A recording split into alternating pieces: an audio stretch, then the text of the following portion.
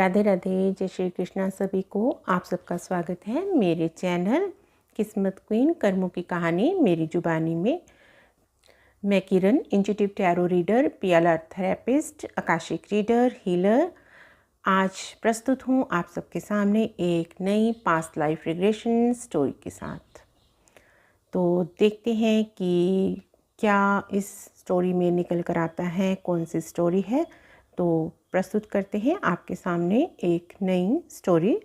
तो ये स्टोरी मेरे क्लाइंट शीला जी की है। शीला जी ने मेरे साथ कांटेक्ट किया अपनी एक प्रॉब्लम को लेकर।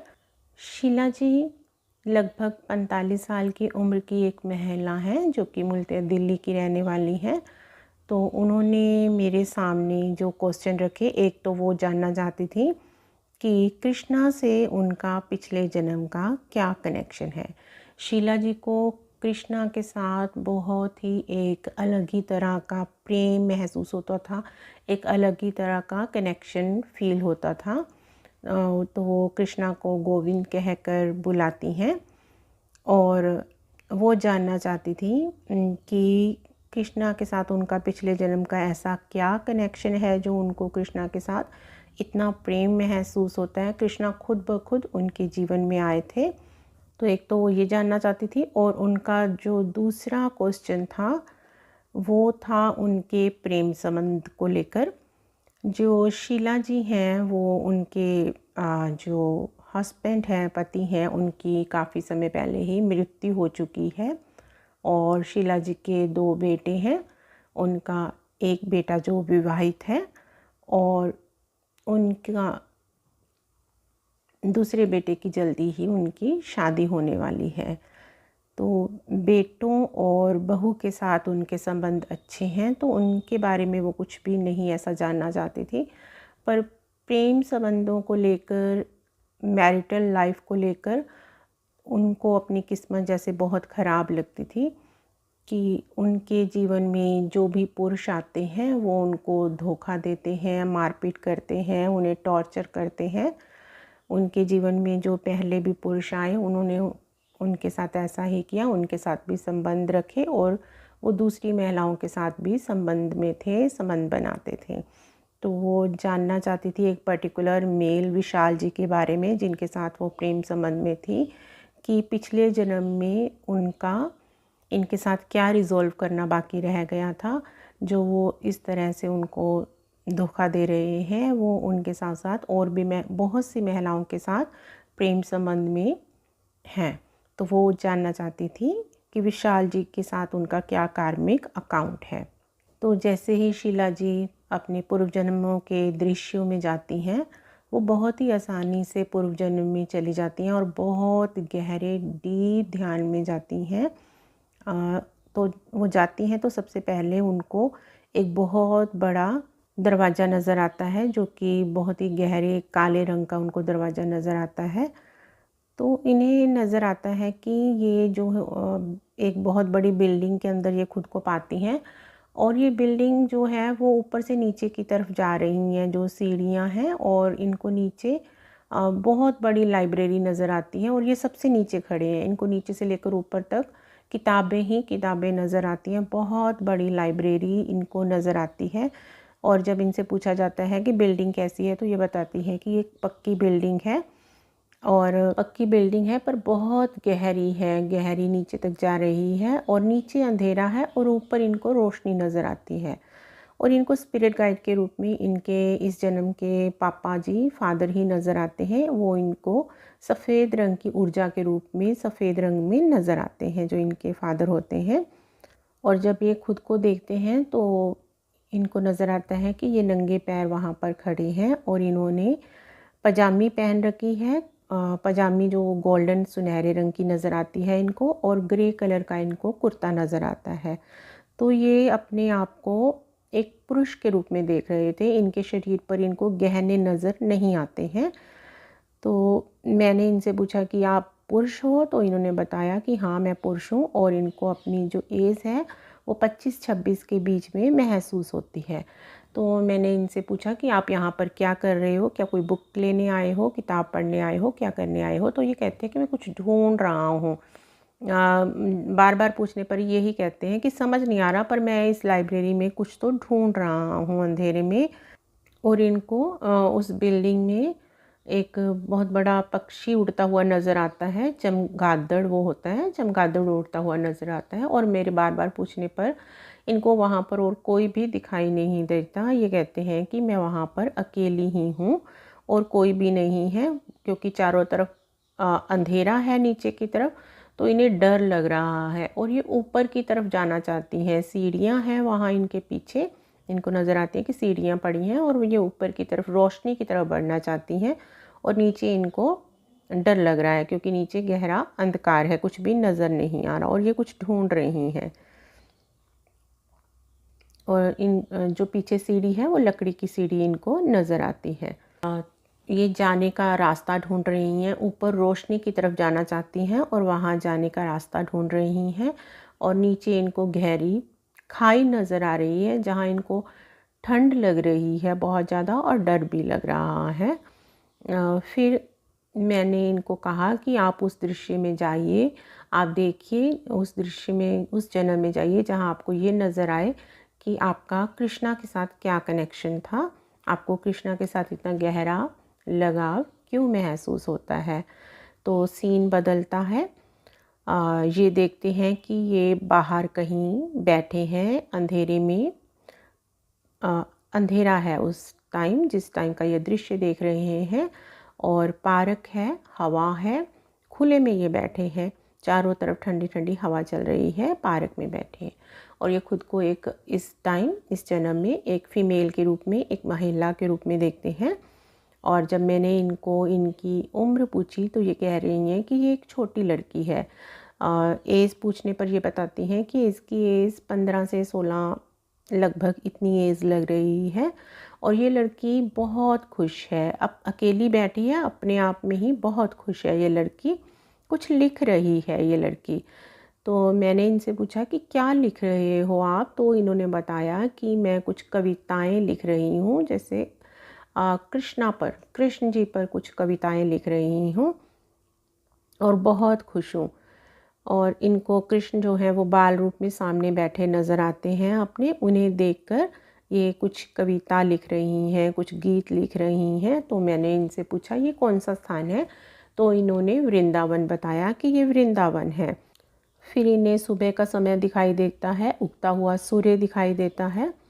और मैं जब मैंने इनसे पूछा कि आप द्वापर युग में हो क्या, जब कृष्ण वृंदावन में रहते थे, तो ये कहती हैं कि नहीं, ये कृष्ण के गोलोक के बाद का समय है।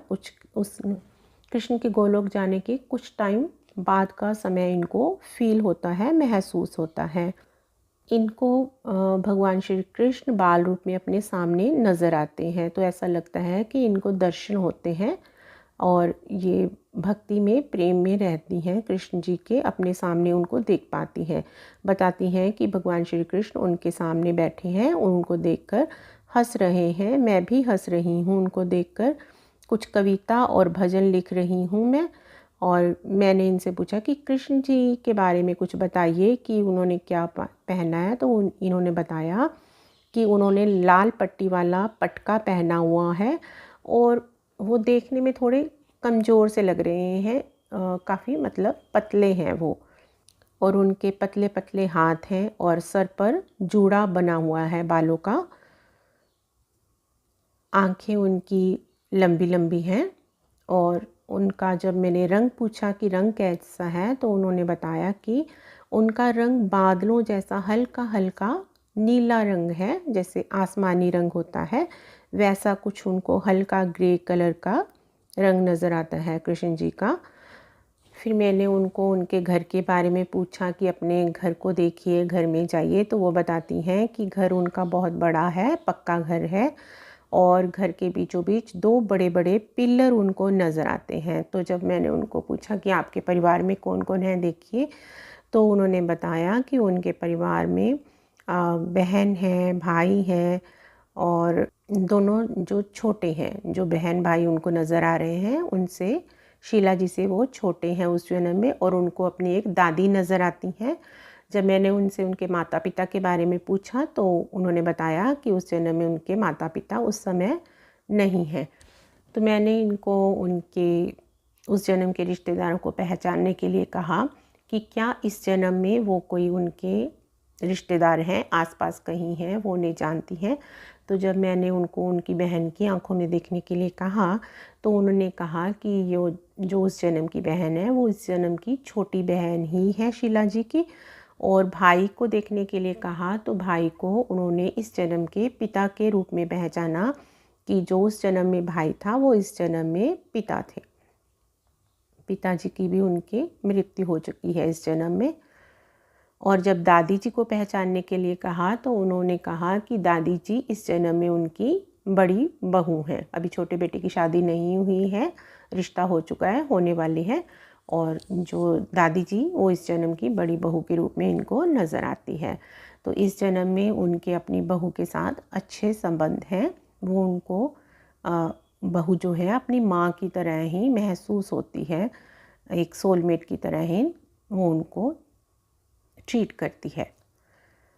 तो फिर जो मेरा ध्यान उनके दूसरे क्वेश्चन पर जाता है, ये तो पता चल जाता है कि कृष्ण जी से उनको इतना लगाव क्यों महसूस होता है, क्या उनका कृष्ण जी के साथ पिछले जन्म का, पूर्व जन्म का कनेक्शन है।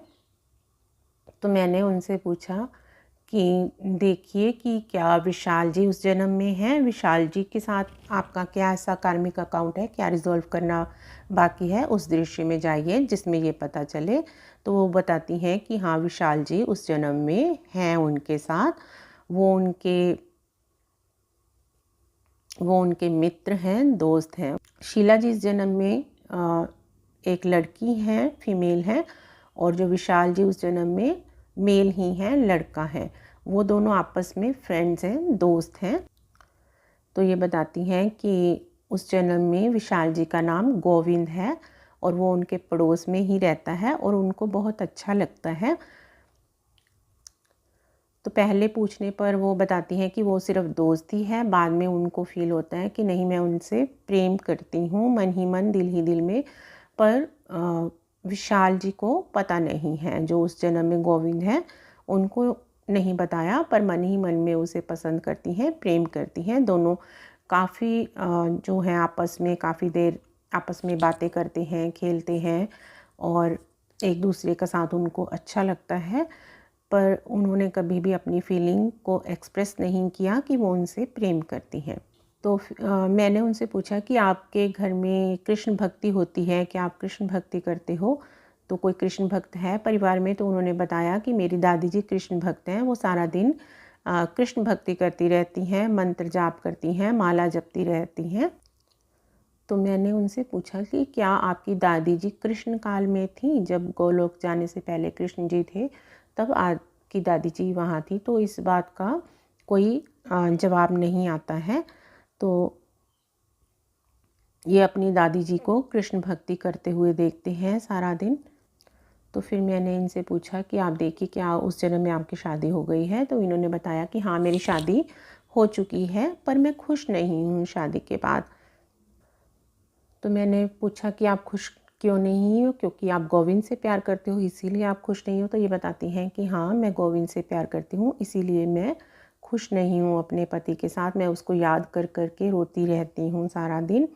और मैंने इनसे पूछा कि गोविंद को देखिए क्या वो खुश है, तो वो बताती हैं कि नहीं वो भी खुश नहीं है। असल में गोविंद भी उनको दिल ही दिल में प्रेम करते हैं, पर दोनों ही एक दूसरे को बताते नहीं हैं अपनी फीलिंग्स के बारे में कि वो एक दूसरे से प्यार करते हैं। वो एक दूसरे से छुपाते हैं और सिर्फ यही समझते हैं कि हम दोनों एक दूसरे के दोस्त हैं, सिर्फ जैसे बाल रूप के सखा सखी हैं वो। तो मैंने पूछा कि क्या उस जन्म में विशाल जी की, जो कि गोविंद है, उनकी शादी हुई, उन्होंने शादी की। तो उन्होंने बताया कि नहीं वो दुखी रहता है क्योंकि मेरी शादी हो चुकी है, वो मुझसे प्रेम करता है इसलिए उसने शादी नहीं की है।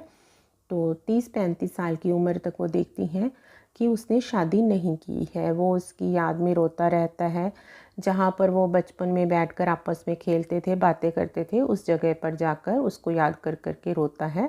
और जो उसकी हालत है वो बुरी हो चुकी है, चेहरे पर उसके दाग धब्बे आ चुके हैं, काले काले धब्बे हो चुके हैं। तो मैंने इनसे पूछा कि आपके हस्बैंड के साथ आपके कैसे रिलेशन हैं, तो इन्होंने बताया कि मेरे हस्बैंड के साथ मेरे रिलेशन उस जन्म में ख़राब रहे। तो मैंने इनको पहचानने के लिए बोला कि उस जन्म में जो आपके हस्बैंड हैं उनकी आंखों में देखिए, क्या इस जन्म में वो कोई है आपके साथ। तो इन्होंने बताया कि उस जन्म के जो हस्बैंड मेरे थे वो इस जन्म में मेरे हस्बैंड ही थे। और मैंने इनको पूछा कि क्या आपके हस्बैंड को पता है कि आप मन ही मन गोविंद को प्यार करती हैं। तो इन्होंने कहा कि हाँ, उन्हें पता है, मैं उसको सारा दिन याद कर कर के रोती हूँ। तो अचानक से इन्होंने बताया कि मैं बहुत रो रही हूँ, जो मेरे हस्बैंड है उस जन्म में वो मुझे बहुत मारते हैं, पीटते हैं, क्योंकि मैं गोविंद को याद कर कर के रोती हूँ। अपने पति को मैंने स्वीकार नहीं किया है, उनके साथ मैं खुश नहीं हूँ, मेरा दिल नहीं लगता, तो मेरे हस्बैंड मुझे बहुत मारते हैं इस कारण से।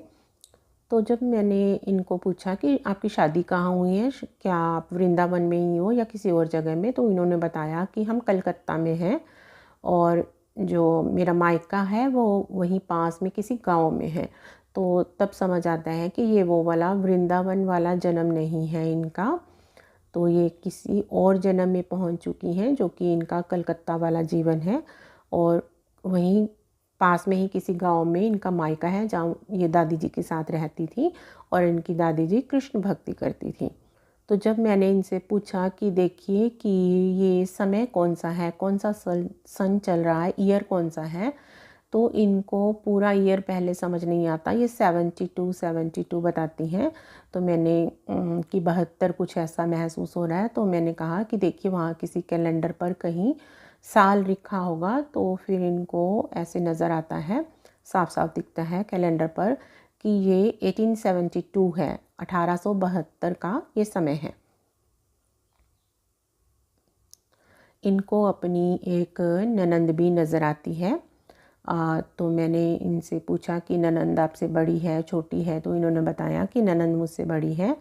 तो मैंने उनसे पूछा कि उसकी शादी नहीं हुई है, तो इन्होंने बताया कि उनकी ऐसा लग रहा है कि शादी तो हो चुकी है, पर उनके पति की जो है मृत्यु हो चुकी है, वो विधवा हैं और वो मायके में ही हमारे साथ रहती हैं और हम उन्हें बाईजा कहकर बुलाते हैं, क्योंकि वो बड़ी ननंद हैं, बड़ी बहन हैं उनके पति की।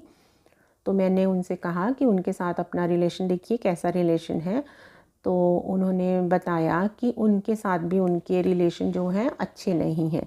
जो उनकी ननंद है वो सामने तो अच्छी बनने का नाटक करती हैं, पर पीठ के पीछे मेरे पति को भड़काती रहती हैं, मेरे खिलाफ़ कुछ कुछ कहती रहती हैं और मेरे पति फिर मुझे मारते हैं, पीटते हैं, डांटते हैं, गाली गलौज करते हैं मेरे साथ। तो मैंने पूछा आपकी ननंद ऐसा क्यों करती है, तो वो बताती हैं कि मेरी ननंद को मुझसे जलन होती है, तो वो मुझे तंग करने के लिए जानबूझकर ऐसा करती हैं। मेरे सामने तो वो मीठा बोलती हैं, अच्छी बनने का नाटक करती हैं, पर अंदर से उनको मेरे से ईर्ष्या है, जलन है।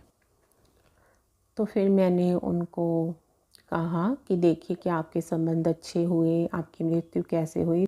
तो उन्होंने बताया कि मैंने खुद को आग लगा ली है, मैं आंगन के बीचों बीच खड़ी हूँ और मैंने खुद को आग लगा ली है, तेल डालकर जलकर उनकी मृत्यु हो जाती है। तो मैंने उनसे पूछा कि क्या आपको किसी ने रोका नहीं, क्या किसी ने आपको ऐसा करते हुए देखा।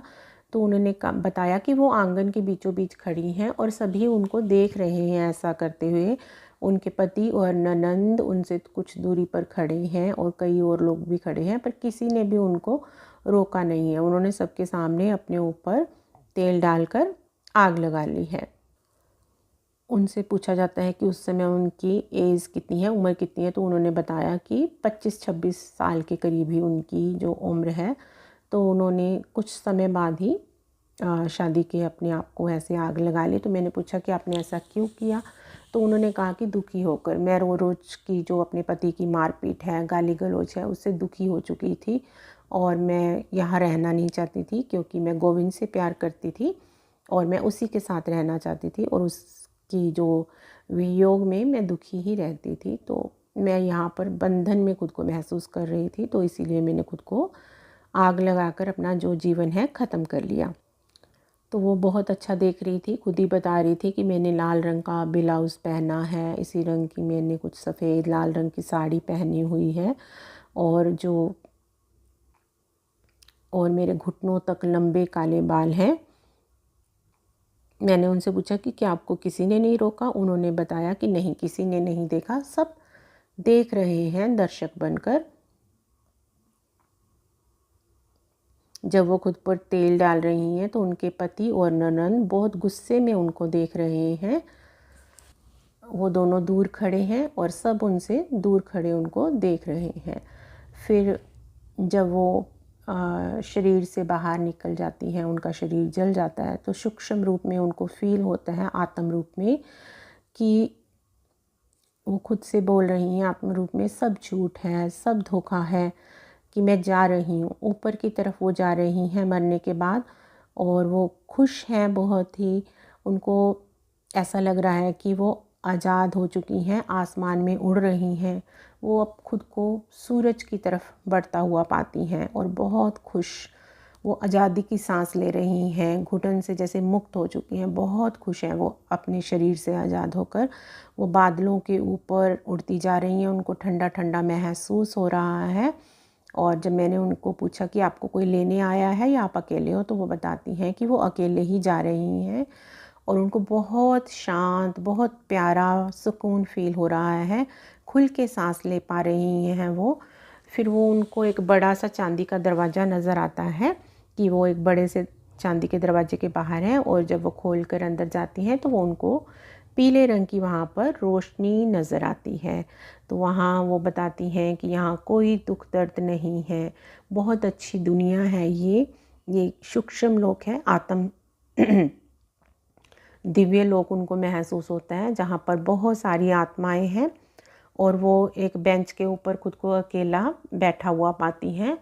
तो उनको नज़र आता है कि जो ये बेंच है वो सफ़ेद रंग का रूई जैसा बेंच है, बहुत हल्का है, वो उसके ऊपर बैठी हैं।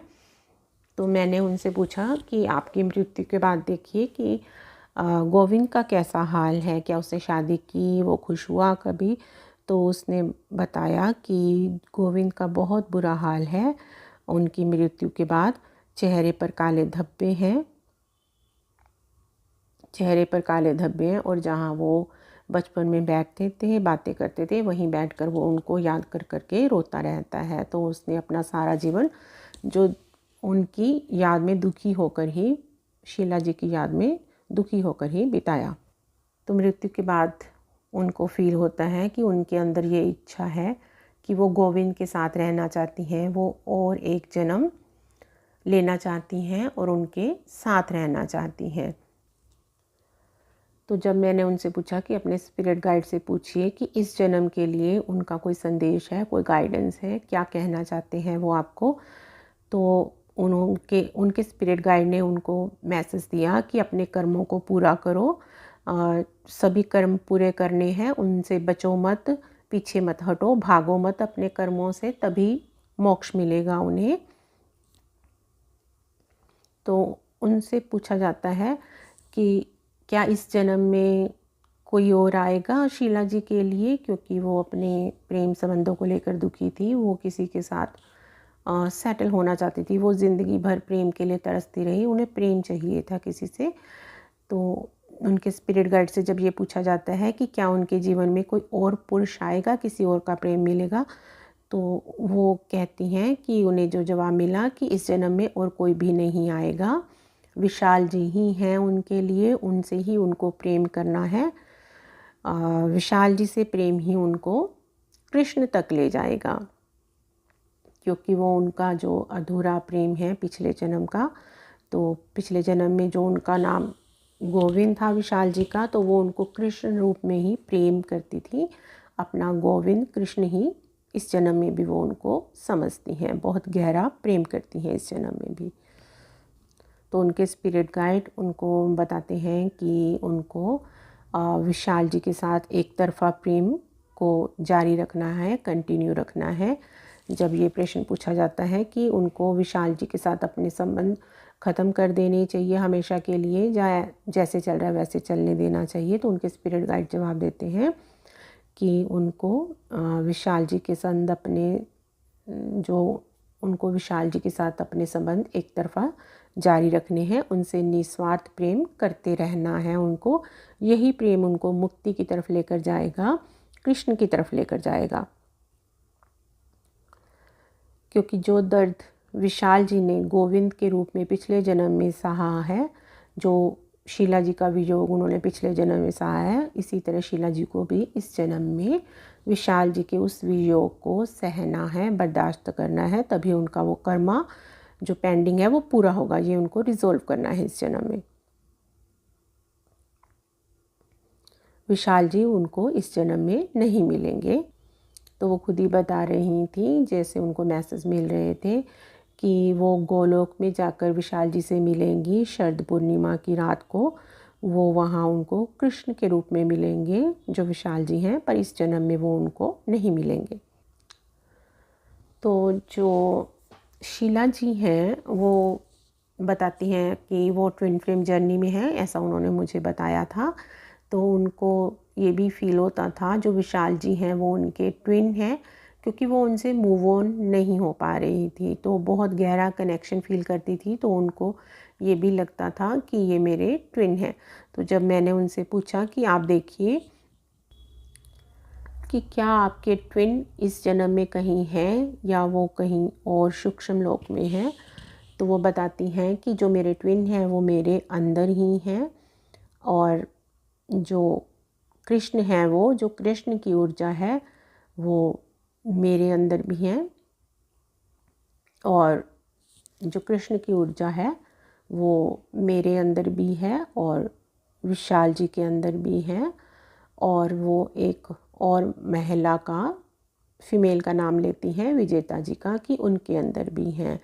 जो विजेता जी हैं उनके साथ भी, जो उनके ट्विन विशाल जी हैं, उनके साथ भी इस जन्म में विजेता जी के संबंध हैं, प्रेम संबंध हैं। जो विजेता जी उनकी वो ननंद ही हैं, पिछले जन्म में वो जो ननंद थी उनकी, जिनको वो बाईजा कहकर बुलाते थे, इस जन्म में वो विजेता जी हैं, और जिनको कि उस ननंद को पिछले जन्म में शीला जी से ईर्ष्या होती थी, जो कि उनके पति को भड़काती थी उनके खिलाफ।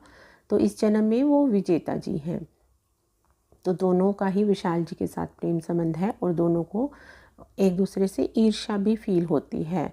तो वो ईर्ष्या क्यों फील होती है? क्योंकि पूर्व जन्म में वो ऐसी एनर्जी थी जो कि वो इस जन्म में भी कैरी ऑन कर रहे हैं। तो और भी कई जन्म होंगे कि जिसमें विशाल जी के कारण दोनों को एक दूसरे से शायद ईर्ष्या हो, कोई और कहानी होगी पूर्व जन्मों की, और कई पूर्व जन्म लिए हैं, कोई एक जन्म नहीं लिया होगा इन्होंने।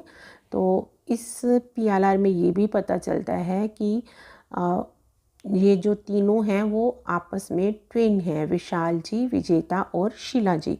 तीनों के अंदर ही कृष्ण की कॉन्शियसनेस की ऊर्जा है, कृष्ण की एनर्जी है तीनों के अंदर। वो एक सोल जो है वो 3 भागों में बटी हुई है। जनरली जो ट्विन सोल्स होती हैं वो 2 भागों में बटी होती हैं, 2 शरीरों में होती है, पर इनके केस में जो ये ट्विन सोल है एक, वो 3 भागों में बटी हुई है, जो आत्मा है, एनर्जी है। तो एक एनर्जी जो है, एक भाग जो है वो विजेता जी के अंदर है, और एक शीला जी के अंदर है, और एक विशाल जी के अंदर है।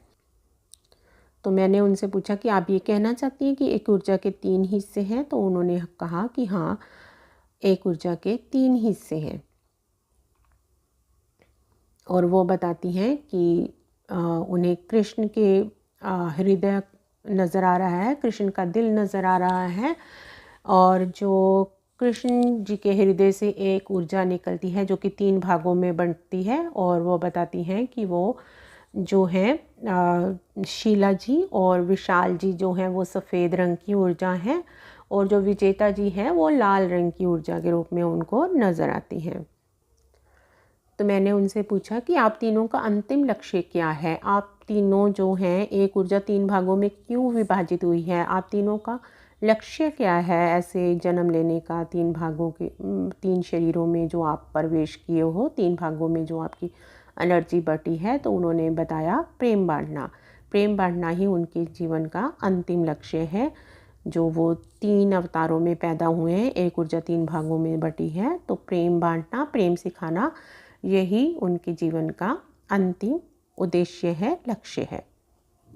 तो इसी के साथ जो शीला जी का पास्ट लाइफ रिग्रेशन वो ख़त्म हुआ और वो ट्रांस से बाहर आई। उन्होंने अपने स्पिरिट गाइड का धन्यवाद किया, उनसे विदा ली और वो अपने इस PLR से बहुत ही संतुष्ट थी, खुश थी। उनको क्लैरिटी मिल चुकी थी कि उनको अब जीवन में आगे क्या करना है और किस तरह आगे बढ़ना है और अपने रिश्तों को, अपने कार्मिक अकाउंट्स को कैसे ख़त्म करना है और इस जीवन का लक्ष्य क्या है, उनको सारी क्लैरिटी मिल चुकी थी। तो आशा है जो ये PLR की स्टोरी, पास्ट लाइफ रिग्रेशन की स्टोरी आपको अच्छी लगी होगी, पसंद आई होगी। अगर स्टोरी अच्छी लगी है तो चैनल को सब्सक्राइब कीजिए, वीडियो को लाइक कीजिए, कमेंट कीजिए। और आप भी अपना पास्ट लाइफ रिग्रेशन करवाना चाहते हैं, किसी क्वेश्चन का, प्रॉब्लम का सल्यूशन चाहते हैं, हल चाहते हैं, किसी बीमारी से जूझ रहे हैं, आप उसकी हीलिंग करवाना चाहते हैं, कारण जानना चाहते हैं, कोई फोबिया है, डर है, किसी भी कारण से अगर आपकी इंट्यूशन आपको गाइड कर रही है कि आपको भी पास्ट लाइफ रिग्रेशन करवाना है या आकाशिक रीडिंग करवानी है, कोई हीलिंग करवानी है, तो आप मुझसे कांटेक्ट कर सकते हैं। डिस्क्रिप्शन में मेरा इंस्टाग्राम ID दिया हुआ है, वहाँ से आप मुझसे कांटेक्ट कर सकते हैं। Thank you so much. मिलते हैं नेक्स्ट वीडियो में। राधे राधे, जय श्री कृष्णा।